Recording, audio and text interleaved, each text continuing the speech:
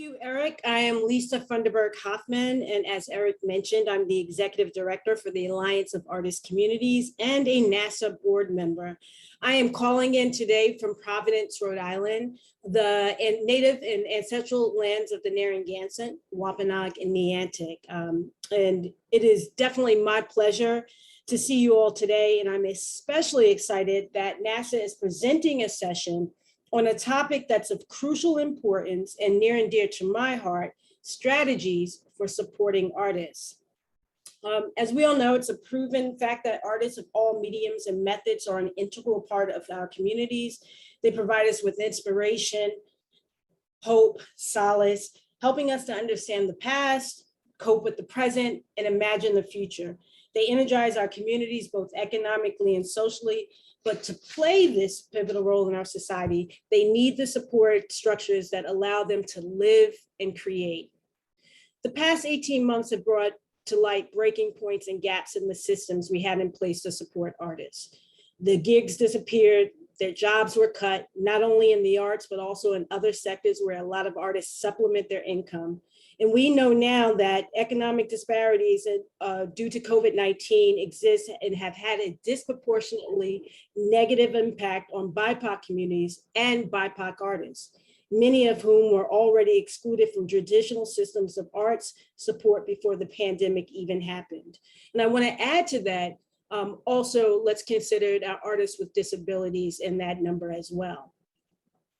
So again, just underscoring this really important point.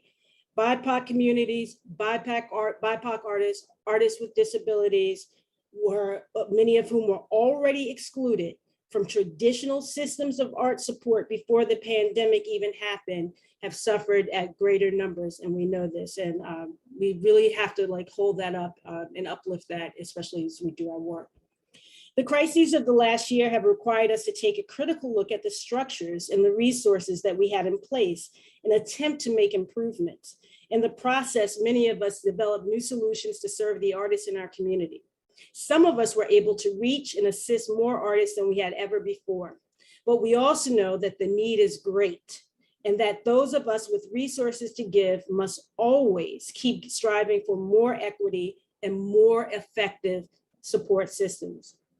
I am pleased to be here today and lead a great roundtable of experts in a conversation about what we have learned from the pandemic, where we have seen success, and how we can do better as we move forward. But before we dig in, I'd love to introduce this wonderful panel. And when I call your name, I'd love for you to wave in your box. First off is Adriana Gallego, Executive Director of Arts Foundation for Tucson in Southern Arizona. As an artist at the service of other artists, Adriana's work in art administration and education is motivated by social justice. Leading from this perspective, she has developed programs, grants, partnerships, and services in support of artists and arts organizations at a state and national level. She serves on the National Board of Directors of Great Grantmakers in the Arts and the MAP Fund, and is a member of the Projecting All Voices Design Integration Team through Arizona State University. And she understands the public sector, having worked previously at the Arizona Commission on the Arts. Hi, Adriana, and welcome to this panel today. Unmute and just say hello to the group. Buenas tardes a todos. Thank you, Lisa. Thank you. Next up is Christine Quan, President and Executive Director of Creative Capital.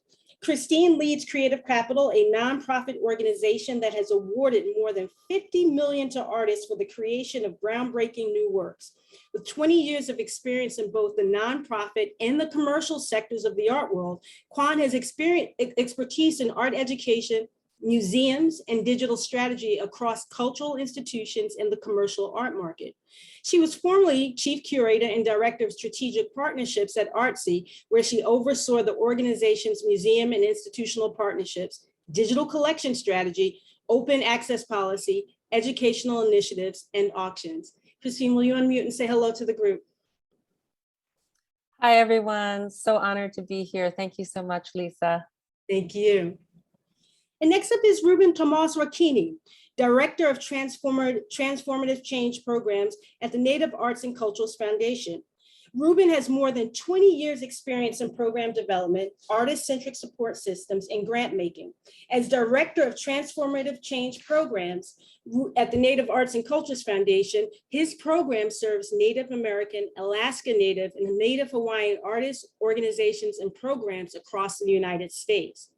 Previously, Reuben was program officer in the Performing Arts program at the William and Flora Hewlett Foundation in the San Francisco Bay Area, one of the nation's largest arts and cultural funders.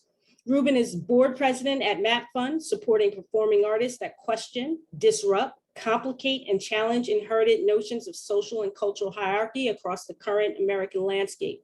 He is also a member of the Global First Nations Performance Network Advisory Committee and the Advancing Indigenous Performance Steering Committee with the Western Arts Alliance. Reuben, will you say hello to the group? And I want to call you Rockin', Reuben, but I'm not going to call you that. Hello, everybody. Greetings. Liosum Chokwe. It's good to have you all here.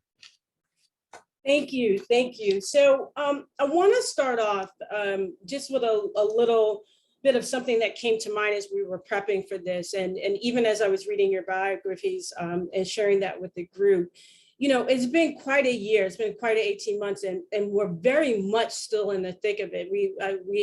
I think we haven't fully realized the impacts of what's to come.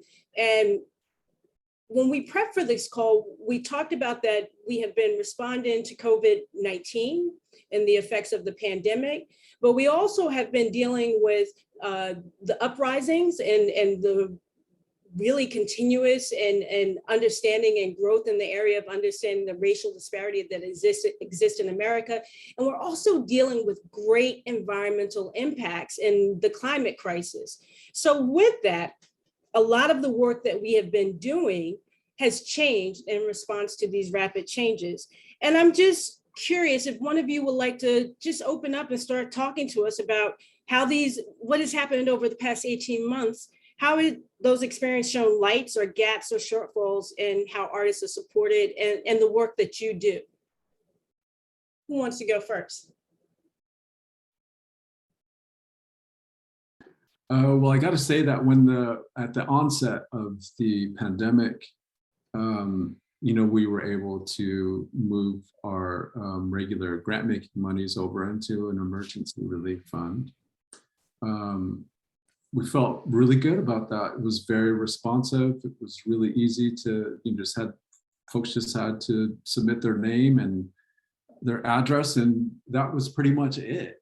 And it was a great way to make grants. I wish we could do that all the time, really. But guess what I've come to see now after the initial outbreak, so to speak, is that, you know, it just seems now as we're seeing this uptick across the country that, you know, maybe it's something that we need to really keep in hand all the time. You know, that this notion of artist need is, yes, in a normal circumstance, you know, for the work that they're doing, but I think for situations where it's really their lives at stake and not necessarily their practices,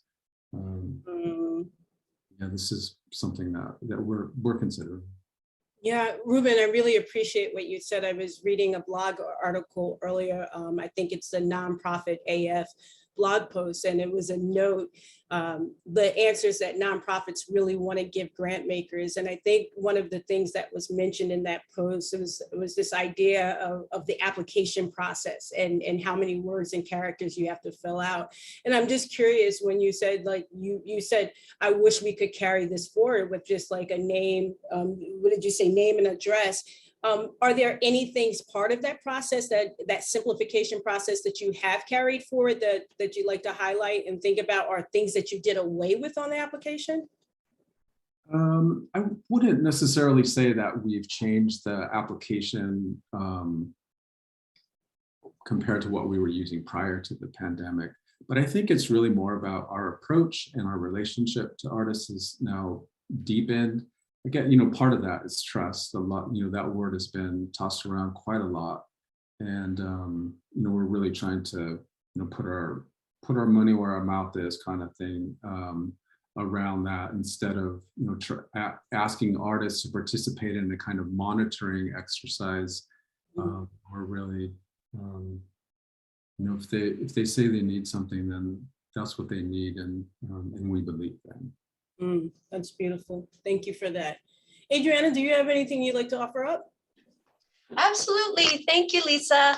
Reuben, you are so right that, that there was really no time to think twice about ways in which we could give artists access to funds in a rapid and effective way.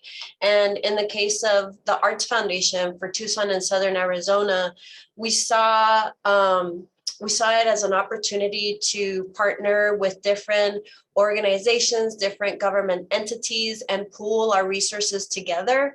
And in instances when we would be the beneficiary of a grant at a state level, for example, we actually gave the grant back so that there could be more funding distributed to individual artists. Some of the things that we did that worked out really well for us, we tested a bunch of different ways to simplify processes and to amplify access to artists and arts organizations. So the first thing we did when we collaborated with the Arizona Commission on the Arts and Phoenix Office of Arts and Culture, we all pooled our resources together through the Arizona Commission on the Arts to distribute, quick, rapid funds to individual artists. So the names it was a very simple application process managed through the Arts Commission. And at the end of the day, through an equity algorithm, artists were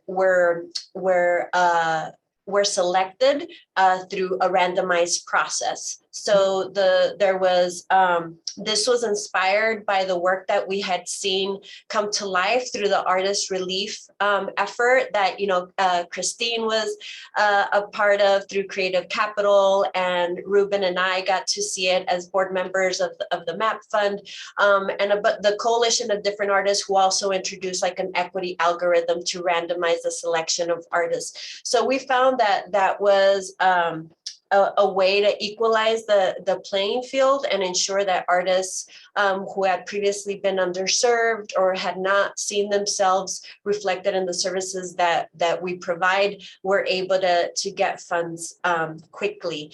And at the Arts Foundation, we're a 50-year-old conceptually a 50-year-old organization, but this year we were really a startup. Our whole team is new, including me. I was a Pink Supermoon executive director, April 7th.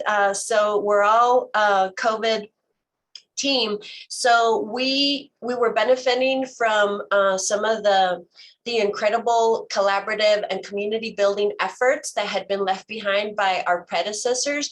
And at the same time, we were also able to take advantage of those relationships and build out quickly. So we were able to distribute $2.2 million in collaboration with the city and the county and the state and the National Endowment for the Arts by creating these hybrid programs that did have an application process and at the same time had an equity algorithm and then there was, I think we took on a little more of an administrative responsibility in order to ease the application process for artists and let them have higher chances of being able to get an award. And through the program, at the close of fiscal year 2021, we were able to give out over 500 grants.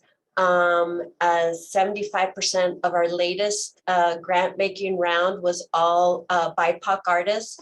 We were able to go from serving Tucson and Pima County only to serving over 15 cities and towns throughout Southern Arizona, including the major border towns of Douglas, Nogales, Somerton, Yuma, Bisbee. So thank you for that, Adriana. Two things that you said that really resonated with me, and I want to give a little space for you. When you said that you gave back money to the state, what was that process like? How did that come about internally? And then I have just a sheer process logistics question, but what does it look like to receive a pot of money, to make a decision to give it back? Who was involved, and how did that show up for you, and what was the case making around that? Oh, well, when we first, luckily we didn't have to do the transaction. It was just a matter of being able to say, thank you for the award. We will not be accepting it. And it was based on the NEA CARES funding that we got through the state of Arizona, because by the time we got the award from the state of Arizona, we had recently heard that we were going to receive NEA funding to support our communities, which is what allowed us to give beyond Pima County. And I knew, it didn't feel ethically right for us to amass, even though it was only $5,000, but it's a lot of money, especially if you think about, a local arts agency is getting $5,000. You can imagine what it means, right? Because that means that that's the most that they could give, right, for that particular situation. So yeah, we decided, it's like, okay, you attack things from that angle, and we'll get it from this angle, and together we'll get this right. We're here to help create channels for access, because we all share the same communities. We're all serving the same people.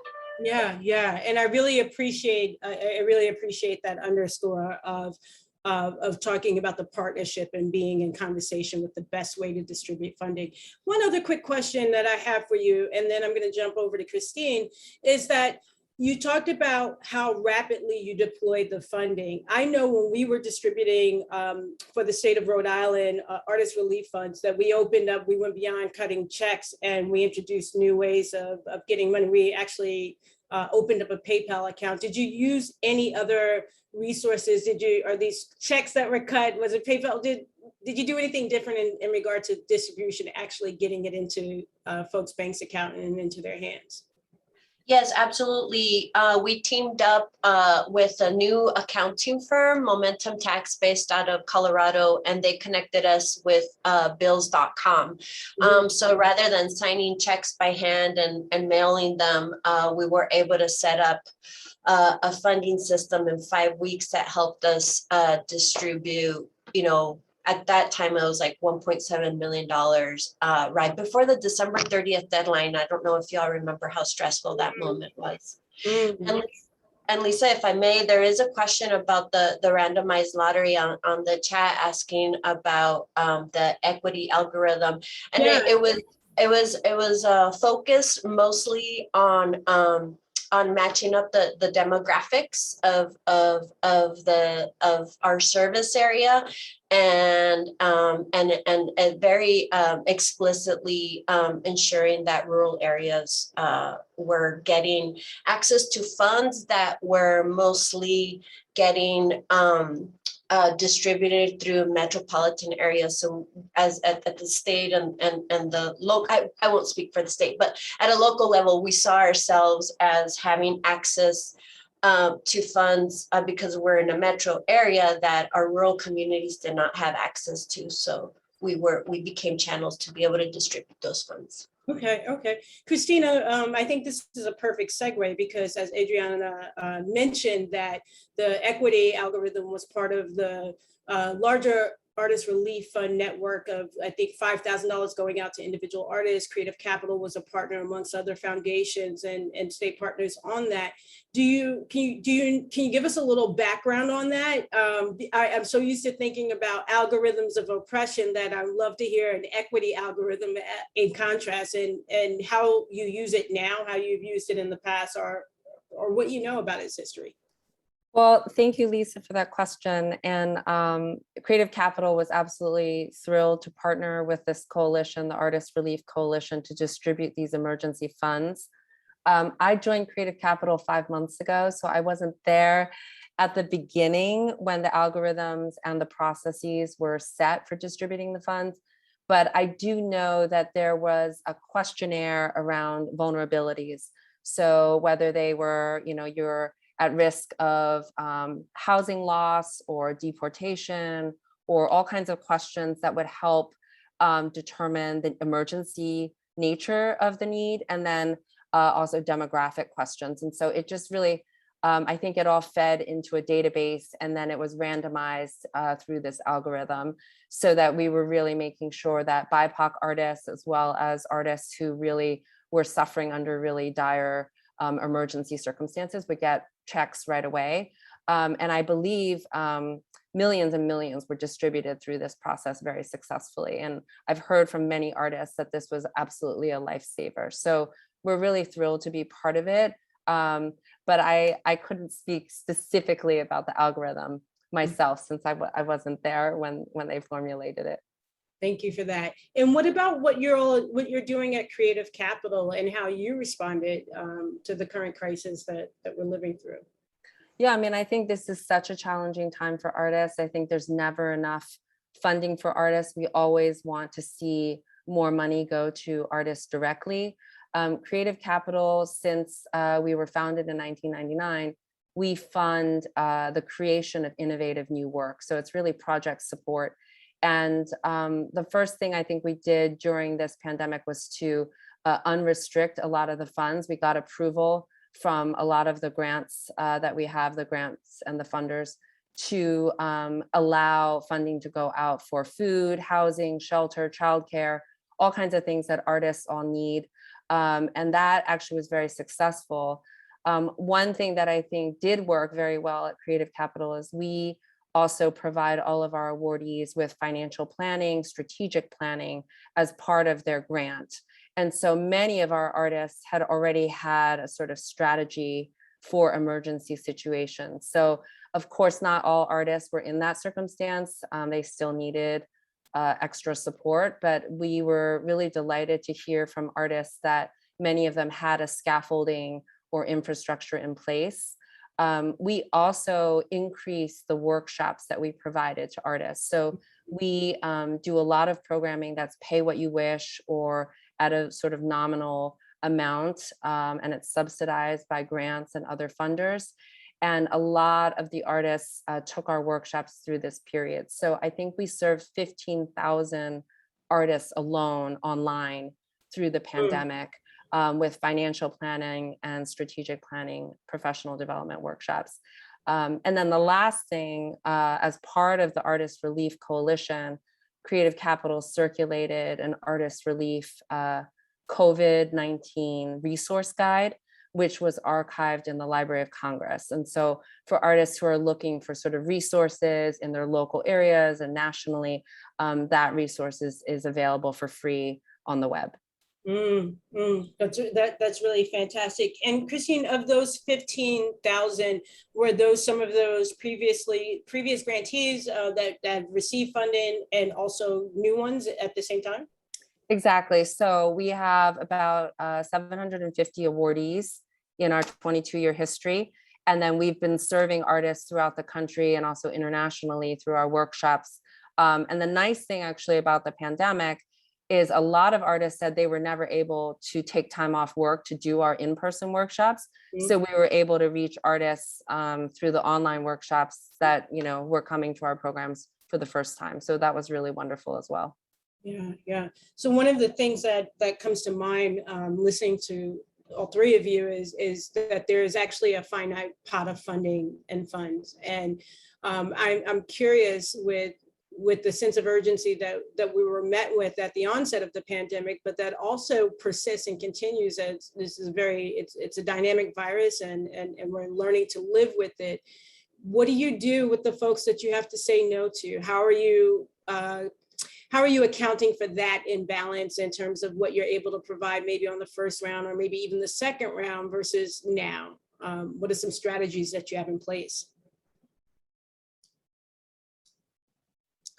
I can go first because it's always really challenging to turn away artists. We have thousands of applications a year.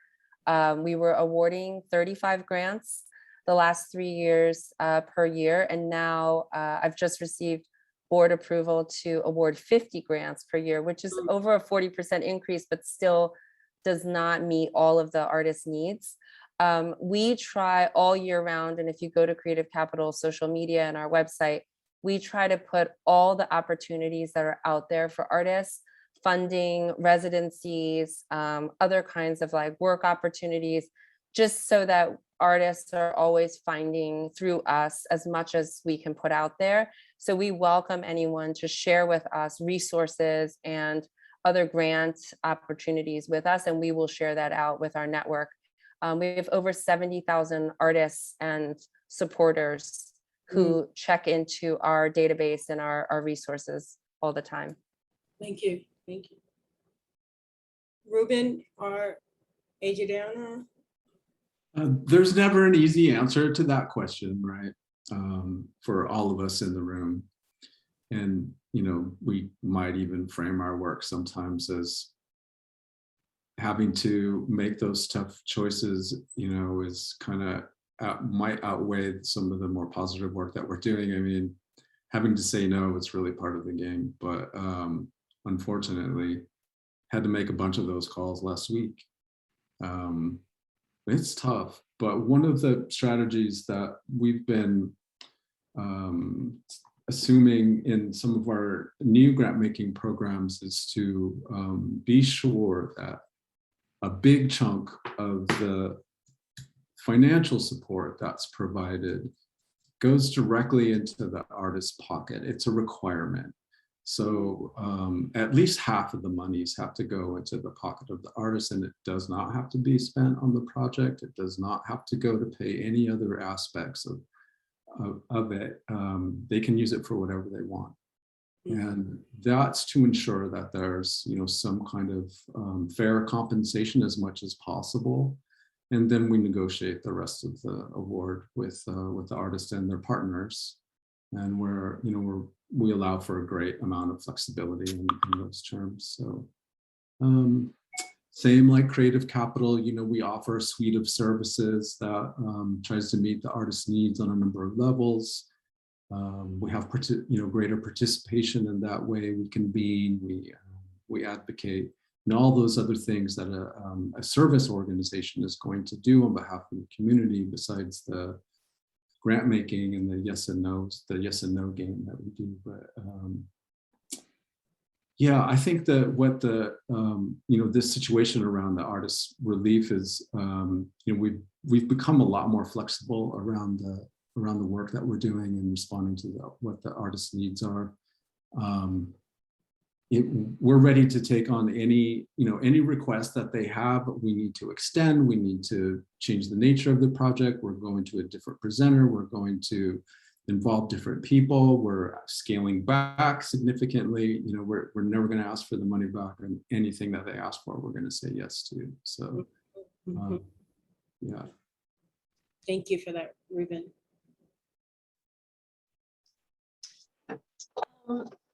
As I mentioned before, we're seeing ourselves kind of like a startup right now. So in that sense, our team was really, if you can say, in a privileged position.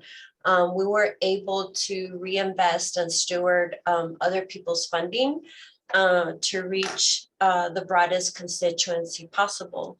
And this was really important for us because it was part of a relationship building strategy, so that we can then know how to continue to provide services and co-author the terms of the future together with our artists.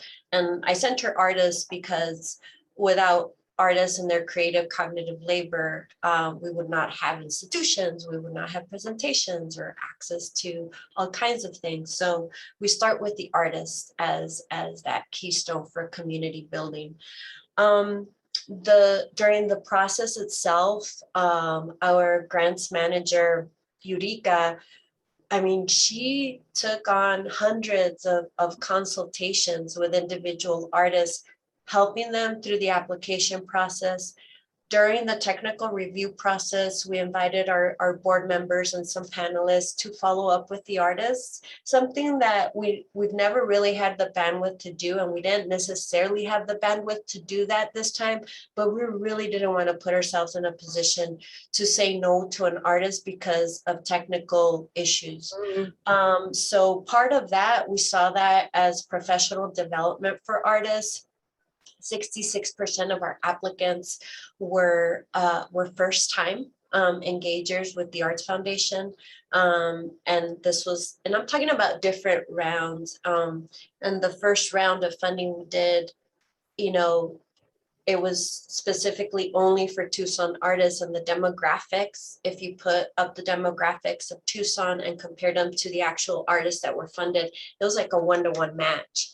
The other thing that Eureka did is she opened up an opportunity for there to be phone applications.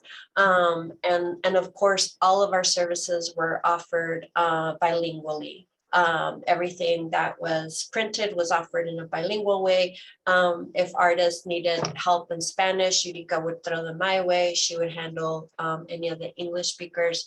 And so, yeah, in some cases, she actually transcribed the applications for folks, because in Southern Arizona, broadband, a lot of rural communities, it's a little hard to come by in some instances. So she just picked up the phone and help them out that way. Building on this year's relationships that we started, we're going to start figuring it out how to, we're making the most out of the application process. First of all, artists can check off, do they want to be featured in our radio series podcast? Can we share their application with other funders that might be interested? Do they want to participate in our free new Arizona Arts and Culture Directory? So those are like real low hanging fruit opportunities that we're offering right now as we're building trust, and then moving into more workforce development opportunities, because we know that the funding streams are gonna change. Yeah. So I have a lot of work to do. Yeah.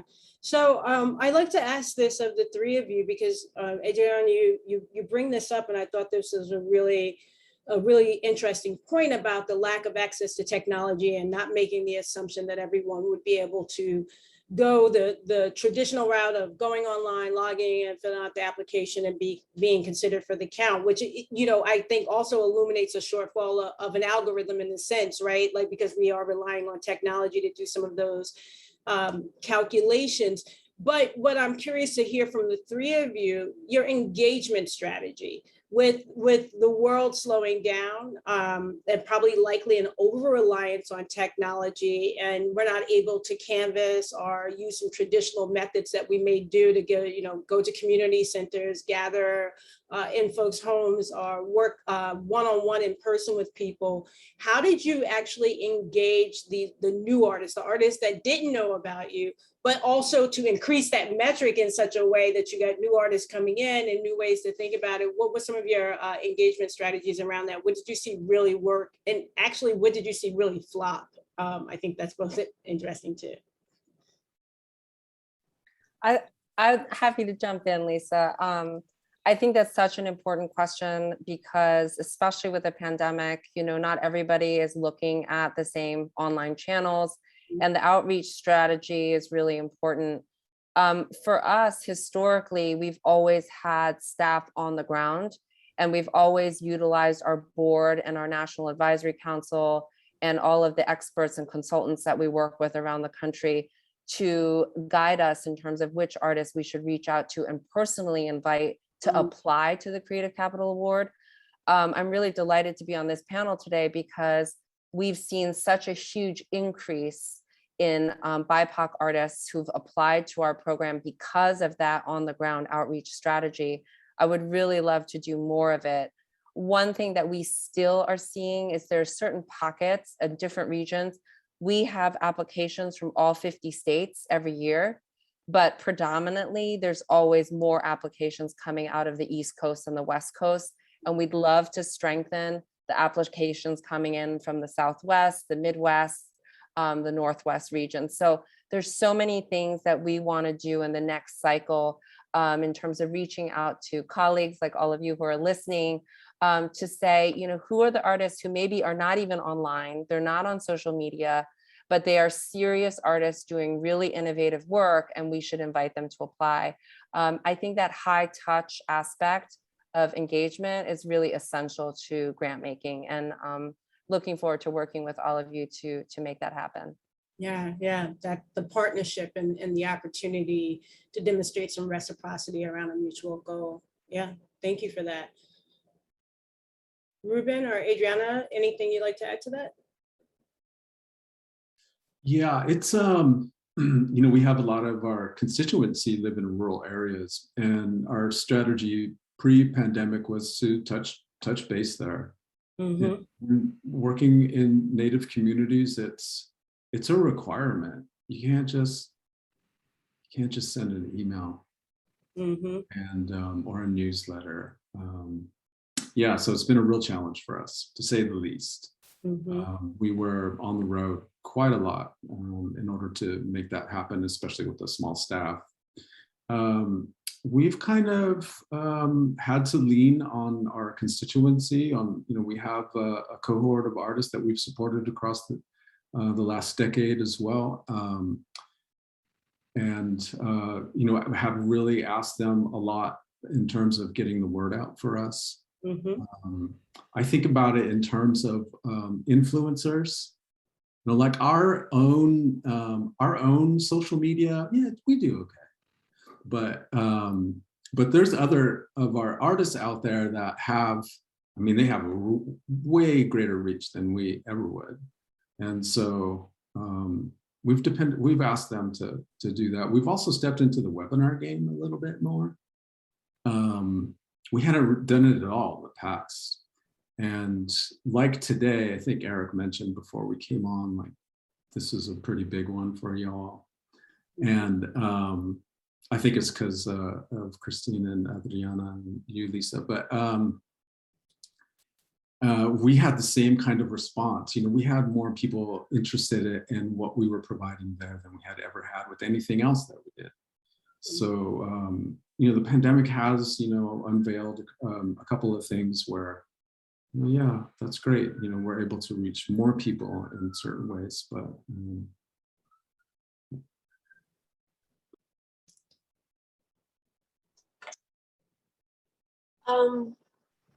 That's a really great question in terms of the engagement strategy. And I wish I could take credit for it other than I hired really awesome people and got out of their way.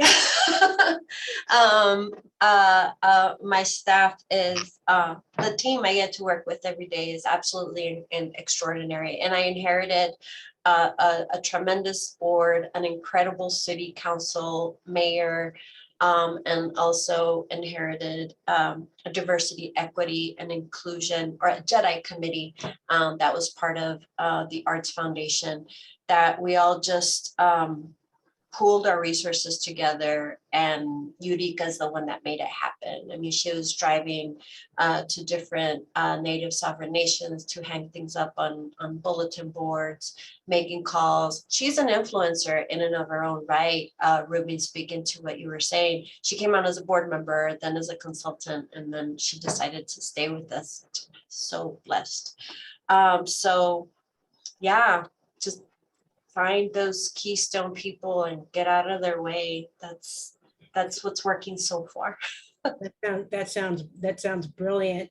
When we started off this conversation, when we talked about the disproportionate rates of COVID-19 on communities of color and artists of color, artists with disabilities, I'm curious. We know that within the context of the arts, there's a history, a historical aspect of this, and also what I consider a traditional aspect of exclusion of communities of color, BIPOC artists, artists with disabilities. And one thing that I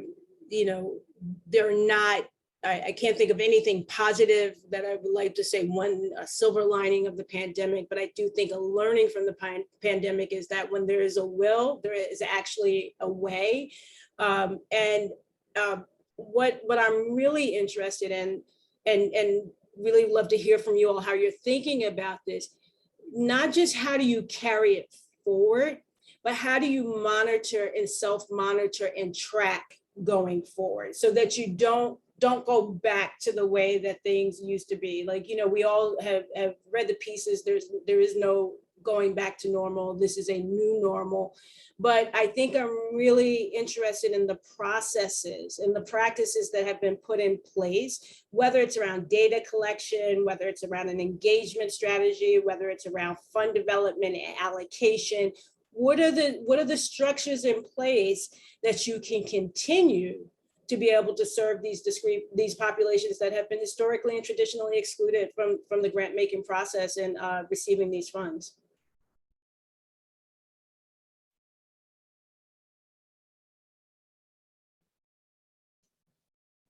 I'll jump in and just say things that I've observed about Creative Capital, because one of the things that we really look for in projects is innovation. Historically, we've always funded a huge number of BIPOC artists. In recent years, our grantees are more than 75% BIPOC.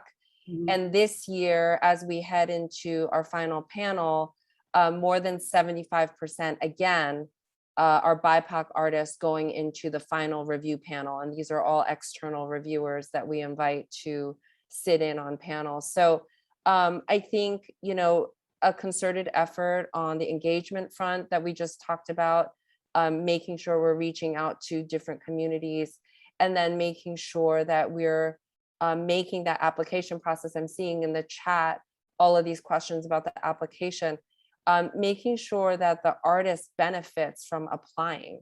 So our application is free. And if the application questions help artists structure their project or structure their thinking about their own work, I'm looking at that now. You know, how can we streamline it? How can we make it easier? But how can we still make it a process that benefits the artist no matter what? It shouldn't just be red tape that we make the artists go through.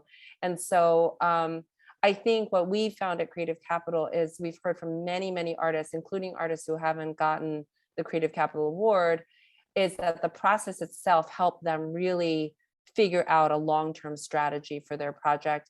And beyond that, a long-term strategy for their career. So our workshops and everything that we try to impart are really about long-term strategic planning for sustainable careers. And that's been really appealing to BIPOC artists. Thank you for that. Thank you.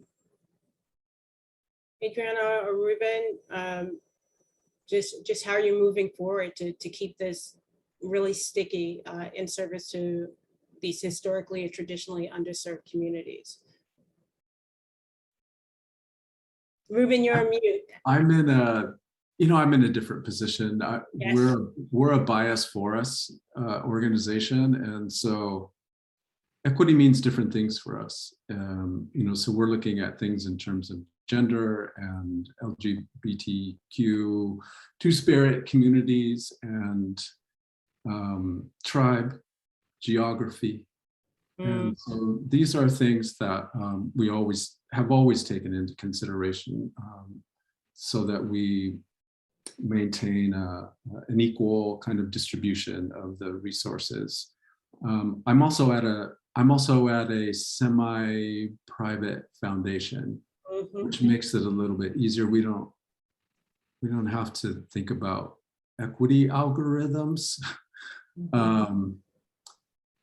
We have a little bit more leeway. So we ask, we're able to ask our panels to provide us with enough, let's say we have 5 awards, we ask them to recommend for 15 and allow for us to have some leeway so that we can make sure that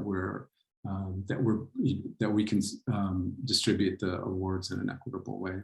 So I know there's a lot of government people in the House, and that's a different game. And I used to work where Adriana works. I get that municipal agency and state agency kind of thing, but yeah, I feel really blessed because I'm working with my people, and I don't have to worry about that part of it.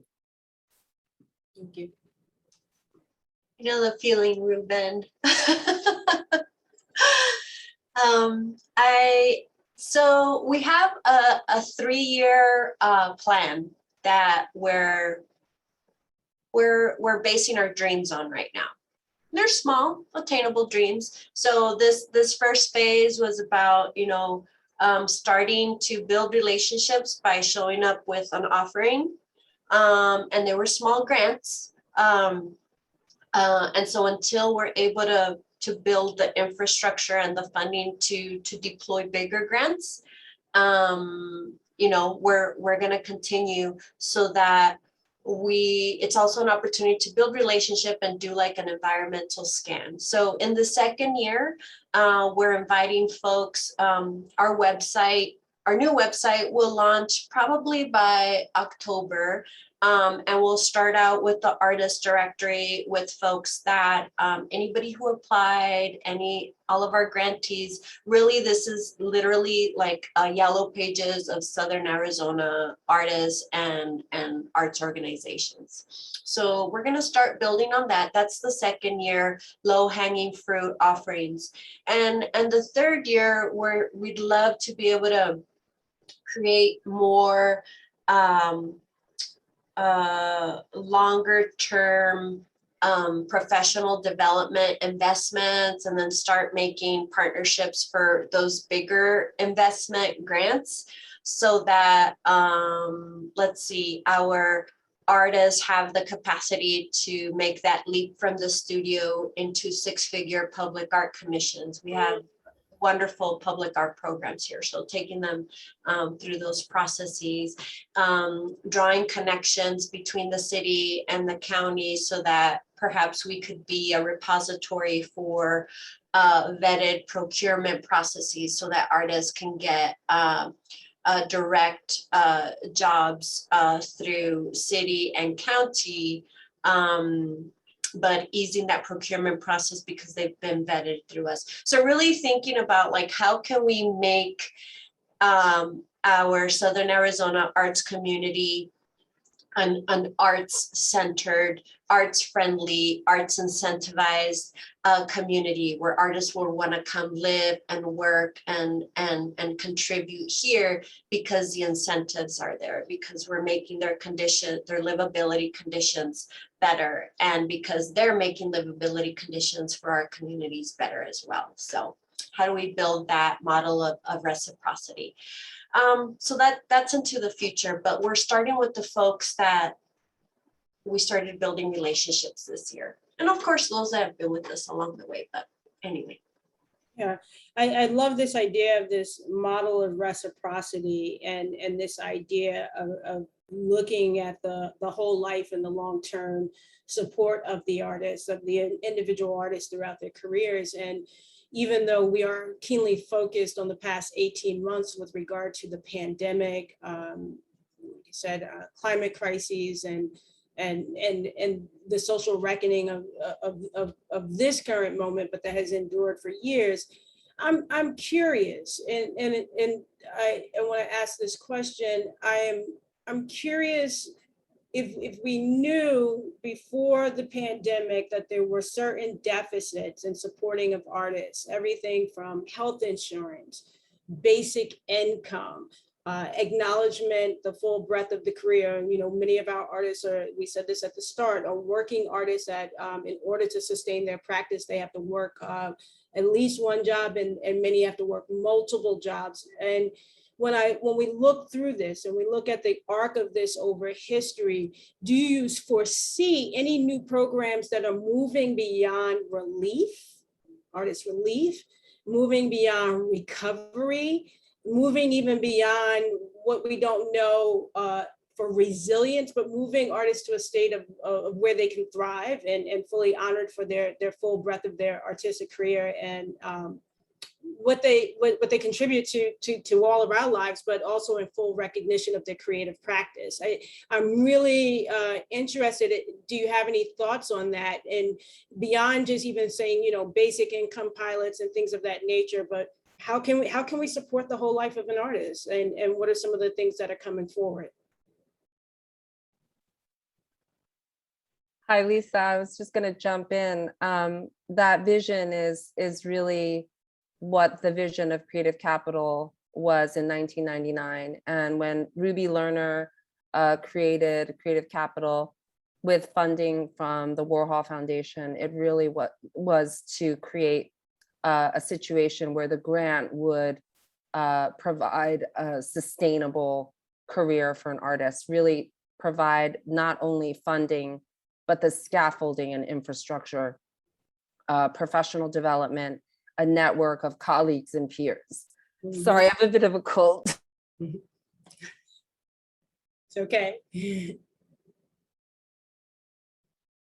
Christine let us know that she would have to take maybe a water break. Adriana or Reuben, if you want to jump in this moment, and Christine will join us back in a second, I'm sure.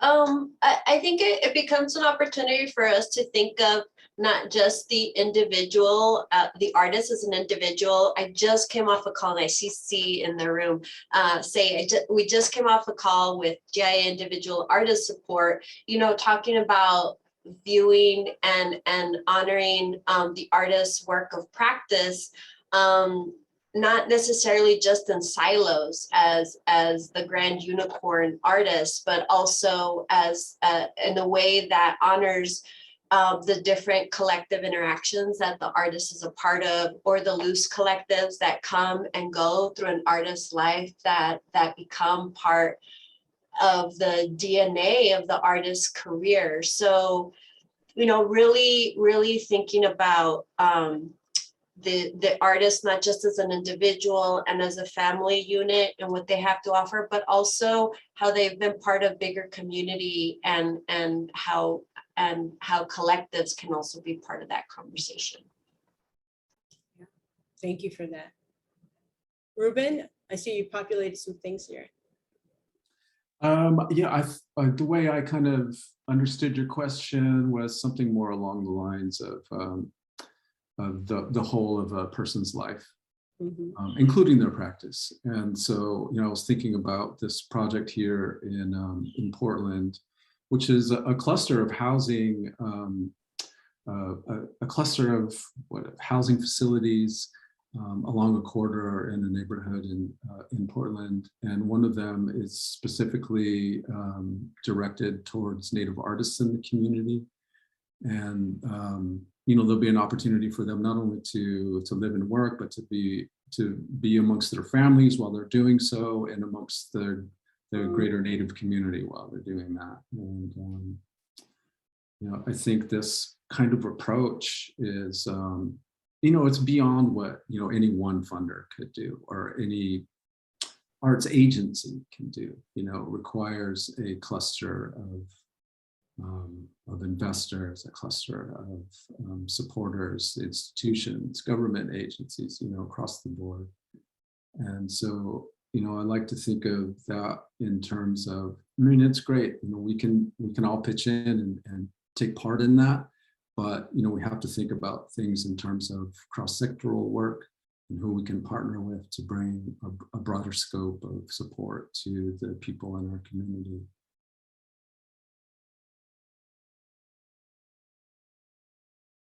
I'm muted. I went away for a quick second and then I made it back. Christine, did you want to finish what you were sharing with us?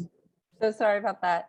Yeah, I totally agree with what everyone has just discussed. I think transformative grant making is absolutely the next level. And we're seeing that the pandemic really has highlighted the need for that. It's not just the individual project, it's not just the individual artists, but there's a whole community that needs to be in place to support thriving artistic practices. And so Creative Capital really wants to be part of these communities across the country and also internationally to support artists. Even though we give grants up to $50,000, for some artists, that's not enough. It's not enough to even complete the project. So we also have an artist retreat, and I'm working on ways in which we can open this up to a larger audience. But at the retreat, that's where artists can really talk about their project and talk about their additional needs. They may need to collaborate with criminal justice experts. They may need to collaborate with environmental experts and scientists to complete their projects. So it's not just about a cultural community alone, it's also bridging that gap with other people in the world who really want to be involved in seeing these cultural changes happen and these projects come to fruition. So I'm really delighted to be here today to talk about this, because I think the pandemic really has shown us that artists don't work in isolation, they don't work in a vacuum. And most of the groundbreaking artists that we all work with and know, they're trying to make societal changes. They're trying to make an impact that's beyond just having a pretty picture on the wall. So they want to work and partner with people across the world, around the country, and across, you know, different demographics and across different fields. So really excited about this notion that you're raising, Lisa, of transformative giving and supporting the artists through their entire life and through their entire community. Yeah. Thank you for that. Eric, I know we're about to hit the 4:30 mark, and we have a lot of questions that you'll help facilitate here that are rising up in the chat box, and I want to hold a lot of space to get some of our colleagues' voices in the room and these questions answered. I first want to thank Christine, Adriana, and Reuben for such thoughtful and clear and precise answers. It's always, you know, we could have more and more conversation, but I know our colleagues have some things here. And Eric, I'd like to pitch it over to you to get us started. Thank you, Lisa. And yes, I want to thank everyone out there. There have been a lot of questions, some of which have been answered in chat, and some of which I have been keeping a now 3-page queue of. So thank you so much for that. It's been great to have all the interaction already. I'm going to start with maybe not an easy question to answer, but an easy question to ask. I think I'll go ahead and start with Adriana. And Lisa, I'm going to ask you this question as well, so prepare for it. Okay. From Eleanor Sandys in Oregon, I have a quick question about, what are your thoughts on the question of smaller grants for more artists versus larger grants for fewer artists, and that old conundrum? Adriana, why don't you start us off with that one? That is the question of the ages, right?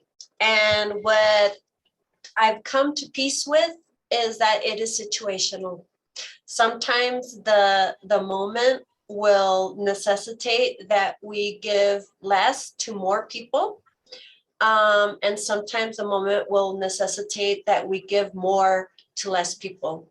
It is situational, and wherever you are and whenever you are, it is the right decision. That's a great answer. I'm now going to make Reuben answer right after you. How about that, Reuben? Yeah, I mean, you know, no matter which way you lean, but I think in terms of, you know, thinking about, you know, we've been talking a lot about equity and equitable distribution, and that leans a little bit more into smaller grants for more people. And, you know, from the outset of the start of the foundation, we went the other way. We felt like a larger grant is going to provide deeper support for an artist. And so, you know, we have other kinds of programs, but we also have, you know, our flagship programs were fellowship programs that were fairly substantial. And, you know, we have a program called Shift, which is more along the lines of social justice, which are large 2-year awards at $100,000, and half of that has to go to the artist. We know that an award like that is going to change their lives, at least for some time. There's not an easy answer. Thank you, Adriana. There's no right answer. We've leaned into larger grants, but we also have done some small grant making too. I'm not going to take that away from us. And I posted in the chat queue that we're offering support for emerging artists as well. Those grants we still wanted to be substantial, even for an emerging artist. Those are at 10,000. And again, part of that has to go into the artist's hand. It cannot be used for the project outside of payment for the artist. So yeah, we try to straddle that as best we can. Great, thank you very much, Reuben. Lisa, how about you? Yeah, I think that's a fantastic question. And I don't think I have much more to add or subtract than Adriana or Reuben with regard to that. I think I would say is that I tend to advocate more for creating a constellation of support for artists throughout their entire life cycle in their professional careers and work. And, you know, as a representative of the artist residency field, I recognize that artist residencies fill a very important void, because while they may not administer large fellowships, they do provide what is necessary in terms of time, space, facilities, education, professional development, cohort building, rest, those things that are seminal and essential at crucial times throughout the artist's history. So if you think about, yes, maybe they're not paying out you know, a $50,000 grant, and Siri's talking to me, a $50,000 grant. But if you look at over a period of time of a year, you may have one residency program that may be supporting, you know, 50 to 100 artists, and what they're able to produce at the most tenderest moment of creation for them and what they need. They're able to provide that true support. So I think it's more for me about building this coalition, building out our networks, that we should have more intersector conversations, because we tend to go outside of each other, you know, state art agencies, we talk about artist residencies, we talk about individual artist support, and thinking more about how do we leverage our collective power to support artists and their different needs, because I don't think it's a one size fit all approach. And what happens when the one grant, whether it's 500 or 50,000, goes away? What's left there? So I'm really interested in pursuing it through that lens, and thinking about how we could do more of that. I think there's not enough investigation there, and from what I found, that, you know, the artist residency field is no different than grant making, that there have been people who have been historically and traditionally excluded, that we have to do the work for parents, artists with disabilities, BIPOC artists, to be able to not only apply, but to be able to participate, engage, and retain, and go back to their lifestyles. And that is something that begs a bigger question. So, yeah. Yes, definitely. Thank you. And thank you, Lisa, for bringing residencies into this conversation in particular. I will say, on a personal note, as an artist who has participated in a residency, even if it was a very short one, that time away from other responsibilities and the support there was invaluable. So thank you for bringing that important component in here. Christine, I see you're back with us. Do you have anything to add? I think that's such a struggle. I've been asking that question as well. And because I'm relatively new to Creative Capital, and I actually found out in the first year of Creative Capital, we actually did give out grants of varying sizes from 5,000 up through 50,000. And so I think the determination from our board and artists and conversations with many artists, I think we elected, very much like what Reuben just said, about having a deeper impact with more artists on their projects. And so we give $50,000 grants. We would love to be able to give more artists more $50,000 grants. I think that would be an amazing thing for us to achieve. But one thing that we have done with our programming and our workshops and professional development is try to make those services available to the largest number of artists as possible. Great, thank you very much, Christine. I've received a number of questions about simplifying applications. So I'm going to try and consolidate those into one or two questions so that we can actually address as much as we can with that. I think these kind of break out into two buckets. One is how can you simplify an application but still manage to get some of those real benefits of the strategic thinking that goes into those applications? Christine, I know you've brought this up a couple times. I think this is more of a nuts and bolts question as to, well, how do you go about that process? What are some things that you look for? I will say, before I pick on anyone in particular, most of the people on this call work for state arts agencies, which means they have reporting requirements both to their state and nationally to the NEA that they have to include. So there are certain areas that they cannot simplify. So, but in those areas they can. What do you have any advice as to how to go about that? Christine, I'm going to start with you because you've already talked a little bit about this, and then I'll kind of go around. Well, this is the advantage of being the new president, executive director. I've looked at the application the last few years. We had over 40 questions that artists needed to answer in round one. So my proposal, and we're still working on this, so please don't quote me on this, but we're still working on breaking up the questions. So allowing the questions to be there to streamline them, but grouping what is required in round one, and then having sort of the more detailed questions come up in phase two. So what we're trying to do is make it easier for artists to submit their application at the outset, not making it too much of a burden, but making it transparent and making those questions available so artists can say, oh, this is actually really helpful. I want to develop my budget now, have these detailed questions in front, even though I know it's not necessary until round two. So we're trying to figure out ways in which we lighten the burden, but also still get the detailed questions that we need for the final application review process. So that's one strategy, but I am open to suggestions from all of the experts here today. Thank you very much, Christine. Adriana, I'll let you go second this time.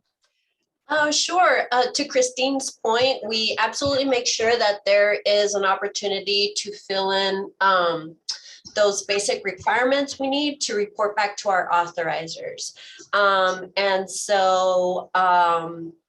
And one of the questions that, for example, many of us face, when we're re-granting on behalf of the NEA, is that we do need to have something that alludes to artistic excellence and artistic merit. And what I like what the NEA has done in the last few years is that there is a very fluid and all-inclusive way of interpreting what the merit and the excellence is based on the needs of your community and based on that aesthetic compass that makes up your own artistic community. So I love that flexibility. So those required questions and demographic questions are things that we're definitely going to start making sure are at the end of the application so that the artist can then just get to the grain of the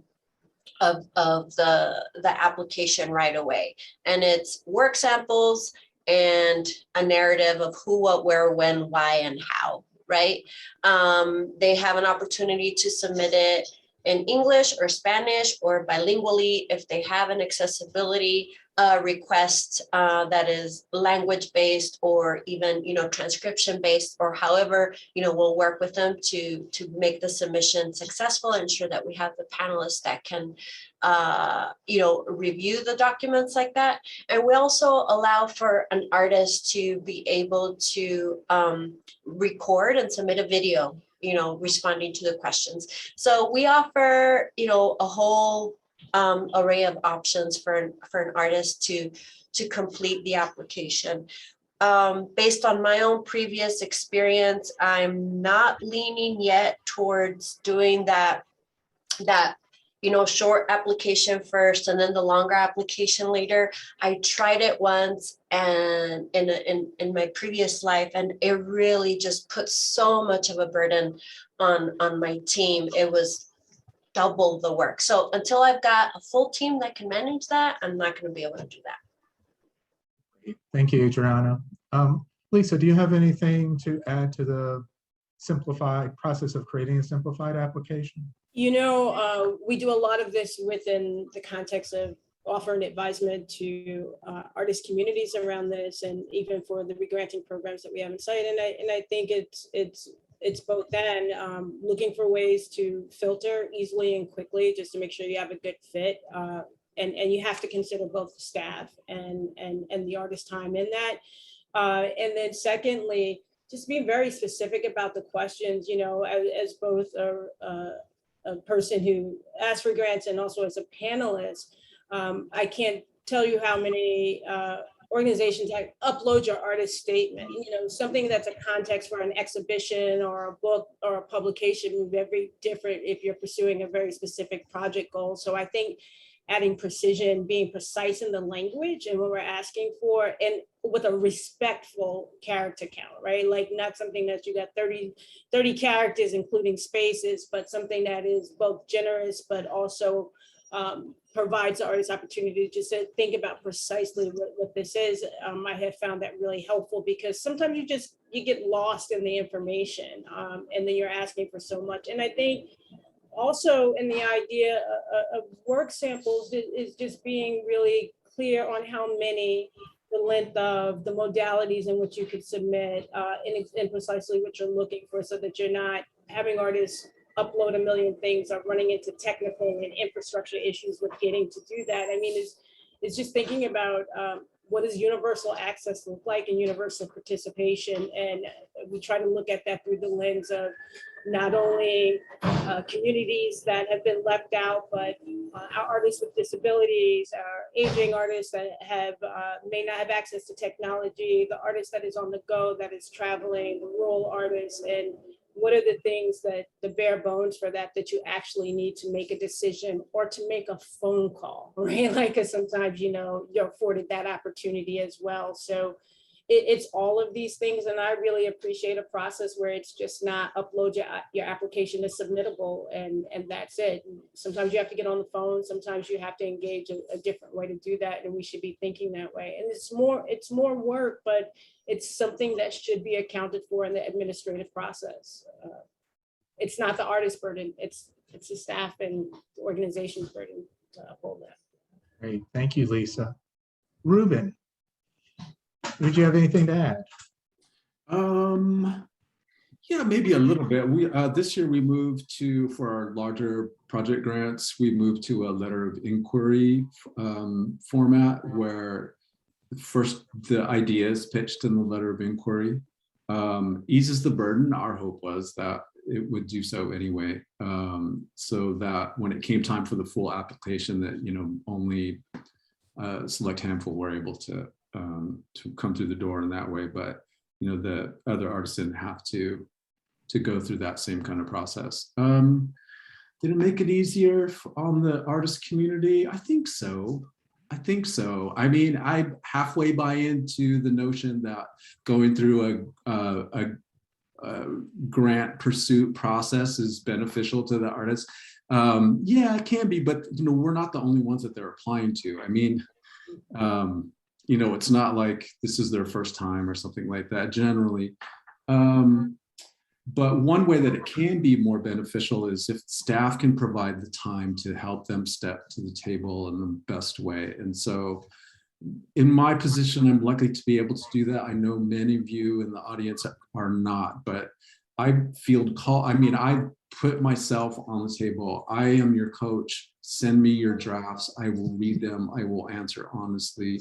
I'll help you come to the table the best way that you can, at whatever stage it is. And then especially when it got down to the finalist stage after that letter of inquiry, we were in conversation with all of those applicants before they hit send on submittable, so that they could be presented to the panel in the best way that their work was aligning with what we were looking at, what we were seeking in terms of the initiative. So if you have the resources, take the time to really sit with an artist and advise them.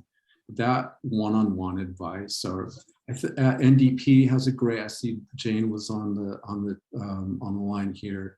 NDP has a great program where there's a team of advisors that advise the grantee or the applicants to help them come to the table. So if it can't be a staff person or a group of staff people, maybe there's an advisory committee that you could bring on to do that work. Great, thank you, Reuben. I think we have time for a couple more questions. I want to ask the second one about the application process, a simplified application, just because I got a number kind of dancing around this issue. This is more about how a simplified application works within a competitive environment, a competitive granting environment, considering we all have limited funds. If you're getting less information on which to make and base your decisions, how does that work? Particularly Eleanor from Oregon mentioned that, they are constitutionally, they're unable to make selections based off constitutionally protected statuses like race. And Adriana, I know you mentioned that it was a randomized selection, but are there other ways to get into those nuances if you are actually collecting less information from the artist? Reuben, if you don't mind, I'm going to start with you this time. It's your turn to go first. I was in the chat bumping up NEPA and NDP in case people didn't know. I'm sorry, I missed part of your question. Sure. This is just about how do you in a competitive grant process, if you're receiving simplified applications that give you less to make those determinations, at least less nuanced information on which to make the determinations. How do you go about that? What criteria do you use? How can you guide your panel to make those decisions? Or is this something that happens before they go to the panel in the actual process of helping your applicant? Yeah, it's a great question. I think the nuance comes in terms of how well does the pitch align with the vision of the program. And so it's really more about the idea and not necessarily about the intricacies of the project. What does community engagement look like? How are you going to budget this? Who are the partners? Yeah, we want to hear a little bit about that, but really it's more about the idea at that point. How do we get on board with that? How does it align? So that's really where we're at. There's no perfect method. We could ask for all the information up front if we wanted, and then add just a little bit on the backside. That could work too. But we're trying to minimize the efforts on the part of the applicants. So yeah, we're really just looking for that. We're really looking for what they're seeking to address in their community is the most important. Great. So that sounds like it's a bit of the guidance as you're helping the artist submit an application. So this is what we're really looking for, and just helping them shape that. Does that sound right, Christine, Lisa, Adriana? Yeah, that's actually very similar to what we'll be moving to in the next grant cycle. And it actually was the original evaluation process at Creative Capital, what Reuben outlined, which was a letter of inquiry. It was really all about the idea. We have and always plan to preserve 3 rounds of review. And at each round, there are 2 external experts reviewing the application. So you're really getting different sets of eyes evaluating the quality of the idea or the innovative aspects of the idea. And then we try to pair up the application with an expert in that field. So if it's a dance project, it's someone who really knows dance. If it's a technology project, it's someone who really knows technology. If it's a poet, we try to pair it up with a poet. We also try to have reviewers from different regions look at the proposals or the application from that region, so that even if the artist doesn't advance to the final panel, now an additional person in that area, as well as one national expert, has a chance to discover the artist's work. Great, thank you, Christina. Adriana, Lisa, anything to add? I think the intensity of the application really depends on the amount of funding that we're giving out. So if it's going to be a huge investment and it'll be really competitive, then we'll probably have to scale the review process and the application process in that way. But right now my grants are, under $10,000, actually under $5,000 for individual artists. So trying to keep it in alignment with what we're asking them to submit. Thank you. Lisa? I don't think I could add any more than these 3 wonderful folks have added. They've covered it all. So. Great, thank you. I think we have time for one more compound question here. I'm just going to ask anyone who would like to answer this to jump on and answer it. This is beyond grant making and more about professional development programs. I've got a couple of questions from John McMahon in Idaho and Anna Needham from Arizona. It's about kind of, how do you develop professional development programs? Is there anything new out there? Is there anything that you're seeing out there or approaching? Particularly, Anna brings up about what's absolutely necessary for the applications as far as foundational knowledge. Like if they haven't had an academic background and have never heard of making an artist statement, or might need some help with the definitions you're asking for. Is there professional development about developing those skill sets outside of the application process? Did anyone have anything interesting or new they're seeing out there, or something you'd like to comment on with that?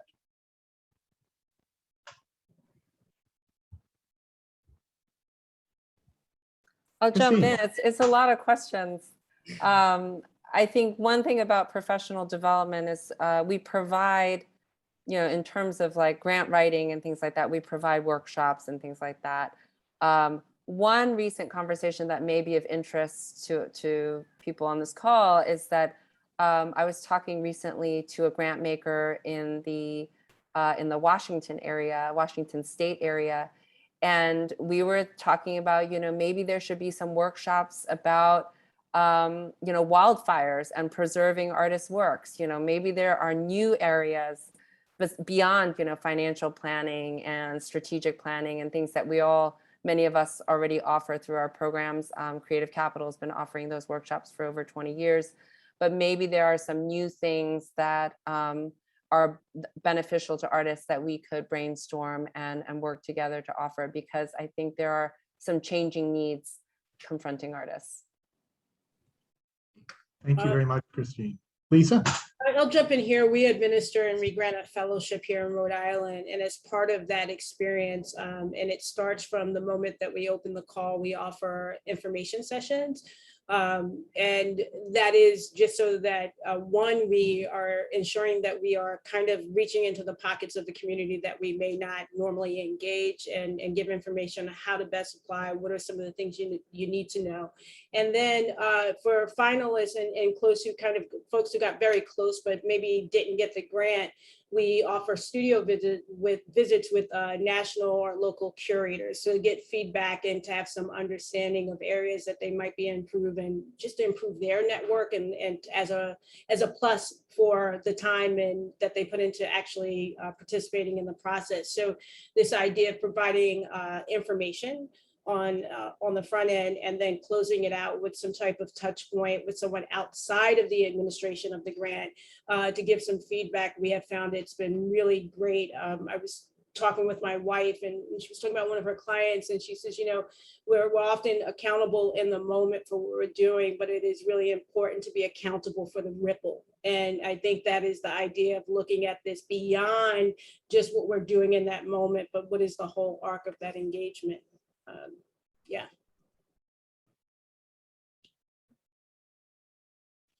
I mute myself all the time, it seems like. Sorry for that. Thank you, Lisa. Adriana, I see you trying to share something with us, although your camera is not cooperating. I just want to give a shout out to the Diversity Apprenticeship Program that was developed by Julia Latine and George over at the Broad and LACMA. Essentially, it's that kind of professional development type program that is offered for artists to maximize their skill sets in different institutions. And the unique nature of this is that it's like a workforce development program for preparators, especially in situations where it doesn't require, it's not one of these jobs that requires a university degree or anything like that. So it's about, meeting artists where they are and giving them maximum opportunity to make the most out of the skill sets that they have as artists. Thank you very much, Adriana. Reuben, do you have anything to add? We do offer a suite of professional development service around, for the emerging artists that we'll be working with. It looks more like small business development, and which is kind of par for the course that we see out there in terms of resume building and CVs and work samples and the like. For some groups of artists that are a little bit further along in their careers, we're looking at something that coined as a professional development 2.0, where we're thinking a little bit more about movement building and community engagement, breaking into national and international platforms, ways that we can help artists expand their practice and expand the way they think about community. So yeah, it's that piece of it's going to be really interesting as we consider this network of artists, this family of artists that we're working with, and how do we drive change in our communities? That's really kind of, you know, where the heart of our work is. You know, it's support for artists in their lives and their practices, but you know, we're trying to think about things in broader terms. We're in such an urgent moment in our country and in the world. I mean, the environment alone is enough to scare the pants off of me. But you know, we're in an emergent situation on many fronts, and so how does our work then contribute to that healing, to that shift in paradigm? So professional development, what does it look like in that space? So you know, we're trying to get our heads around that. Thank you, Reuben. That's a powerful thought to end this session with.